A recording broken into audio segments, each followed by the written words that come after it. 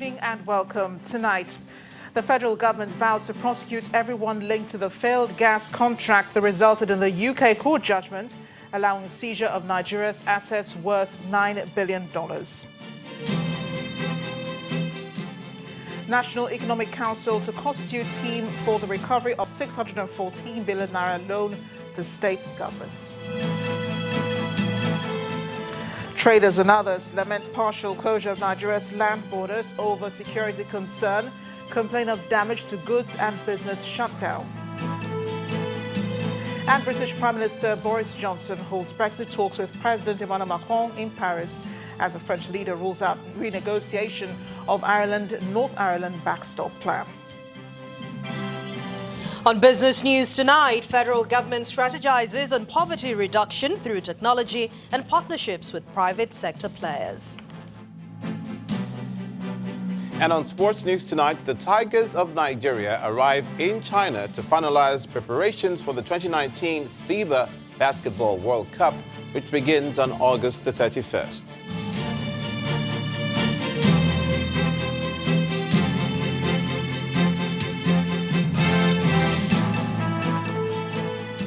Welcome again. I am Amarachi Ubani. Last week's UK court judgment, which offered the forfeiture of Nigeria's $9 billion assets to a private company, is generating ripples. Today, the federal government announced it would prosecute everyone linked with a contract that resulted in the court judgment. The Minister of Justice and Attorney General of the Federation, Mr. Abubakar Malami, is questioning the sincerity of those behind the contract, which was awarded in 2010. And he says the contract formed part of the inglorious legacies of past administrations, which this government is forced to grapple with. Mr. Malami adds that henceforth contracts of certain categories will be vetted by the Federal Ministry of Justice before being signed by any federal government agency.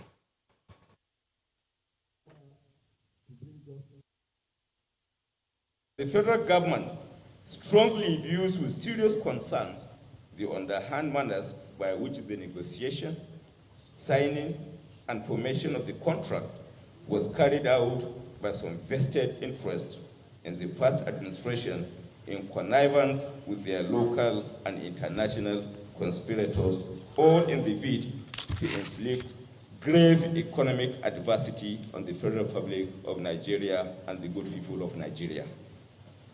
As a government that has the mandate of the people and their interests at heart, we shall not fold our arms and allow this injustice to go unpunished, as all efforts, actions, and steps shall be taken to bring to book all private individuals, corporate entities, and government officials, home and abroad, past and present, that played direct and indirect roles in the conception, negotiation, signing, formation, as well as prosecution of the purported agreement.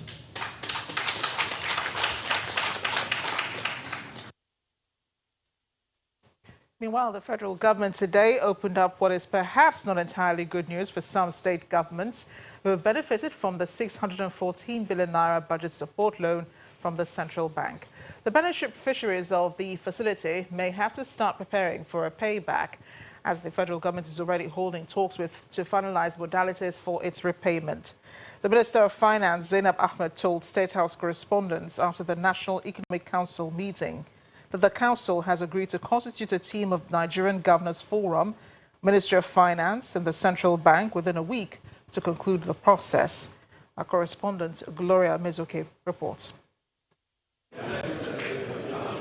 Governors converged on the State House for the 4th National Economic Council meeting, presided over by the Vice President, Professor Yemi Osinbajo, in 2019. After nearly 5 hours of meeting behind closed doors, the Minister of Finance, Budget and National Planning, Mrs. Zainab Ahmed, told journalists that the federal government will begin talks on recovering its budget loans in order to improve the country's credit ratings. As at today, the budget facility that has been advanced by the federal government to the states is in the total sum of 614 billion naira. And this is to 35 states. This means an equivalent of 175 billion naira per state. Council agreed to constitute a team of the Nigerian Governors Forum, Ministry of Finance and the Central Bank to finalize modalities to commence repayments of this facility to the Central Bank. The finance minister also expressed worry over the judgment on $9 billion Nigerian assets forfeiture by the UK. This judgment of $9 billion to P&ID gave me a lot of cause for concern. And even while we were not yet invited, we had been rallying around and trying to find out what needs to be done. The Attorney General and the Minister of Justice has assured us that they have already set in motion a process to appeal that judgment, and that from his assessment, we have very good grounds to win the appeal. The council, according to the Edo State Governor, also talked about the nation's healthcare sector. Local governments and other authorities should release the appropriated funds for routine immunization to their primary health care centers. Also disclosed at the council meeting is the National Stabilization Fund account with a balance of 21.7 billion naira and the National Resource Development Fund, which has 95.8 billion naira. From the presidential villa, Gloria Umezuke, Channels Television News. It's the day after the inauguration of the president's new cabinet, and the newly appointed ministers have already resumed duties in their various ministries. Some of the returning ministers who spoke to our correspondent, Kayla Megwa, talked about the challenges faced in their previous tenures, controversies they had to deal with, and their plans for the next 4 years.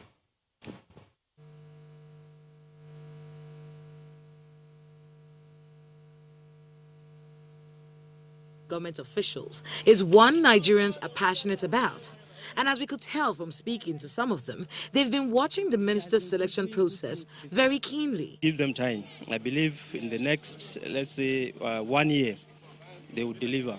So I don't see a SSANU coming to be doing much greater in an engineering aspect of the work. We are expecting the new minister of the health sector to do much about the different area.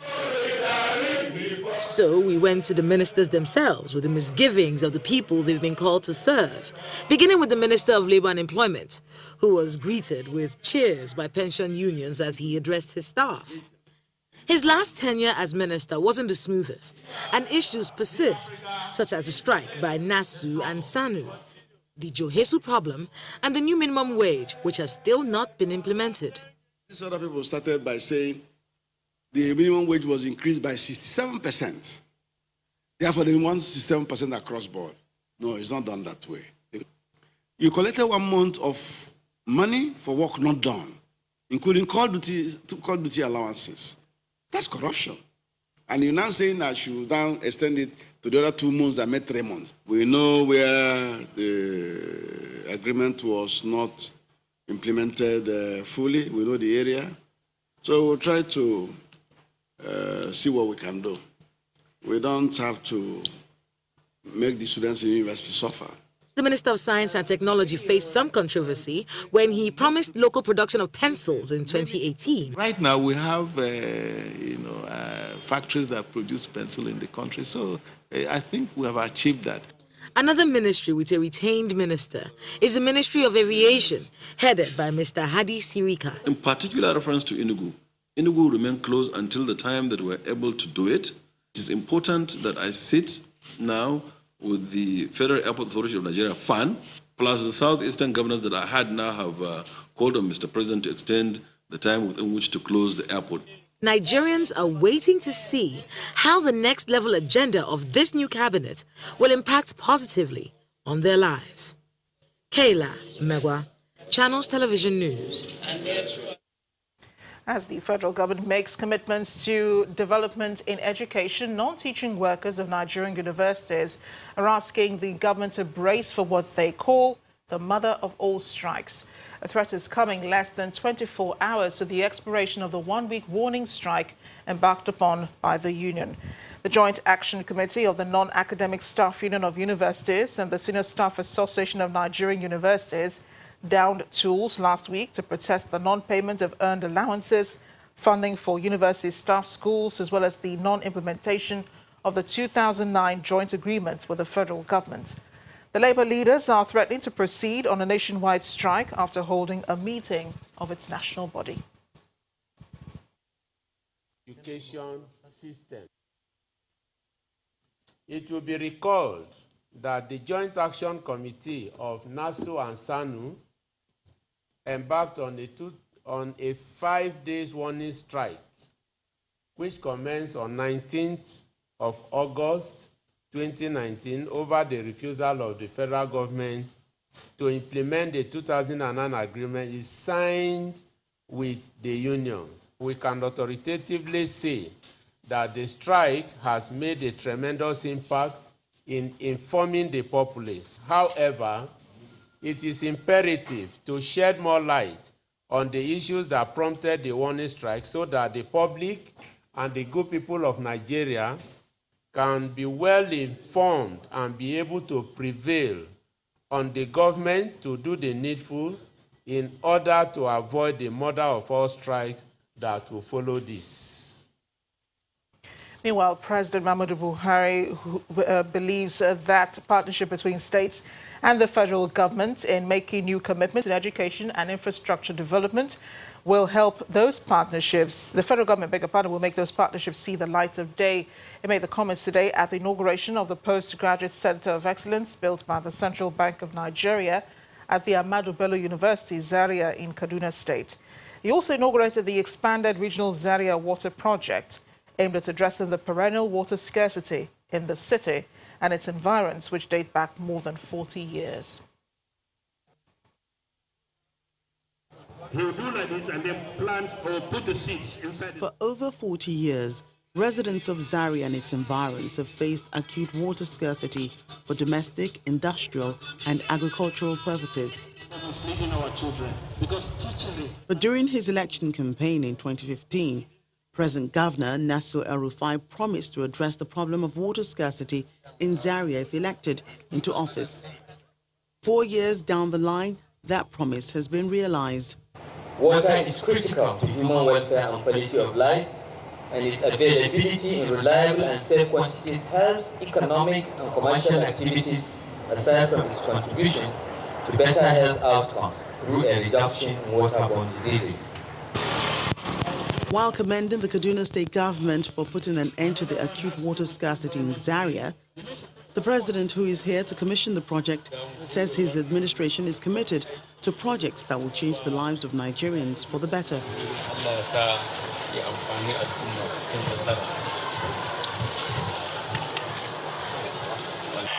Kaduna State government has demonstrated appreciable commitment to development of the state, having committed almost 25 billion naira to a project through direct funding from the state resources.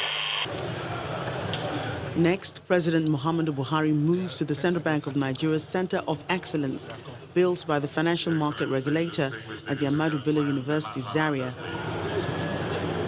Your Excellency. Here, the president promises improved funding for the nation's education sector.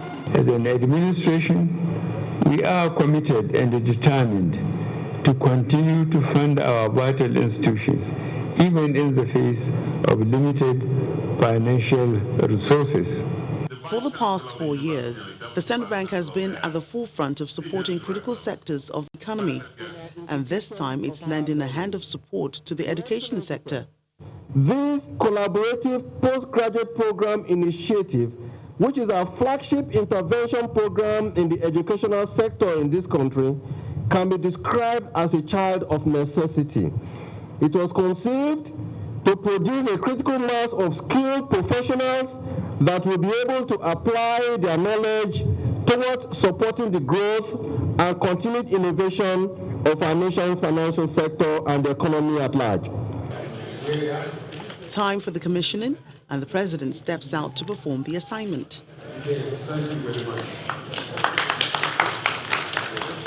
With this Center of Excellence, efforts aimed towards revamping the nation's education sector and raising the quality of university graduates may have received a boost. In part two, after the break, Army confirms attack by Boko Haram terrorists on Gubbio and Magumeri in Borno State. says one person killed and many others injured in crossfire between troops and the insurgents. Please stay with us.